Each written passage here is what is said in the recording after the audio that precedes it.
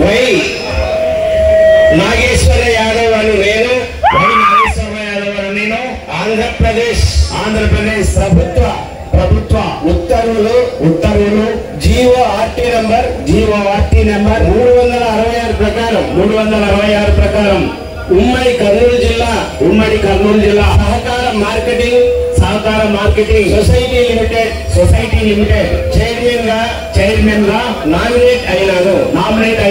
ఈ రోజు నుండి నేను సంఘం యొక్క సభ్యులకు నిస్వార్థమైన సేవలు అందిస్తానని సంఘం శ్రేయస్సు కొరకు పాటుపడతానని ఎలాంటి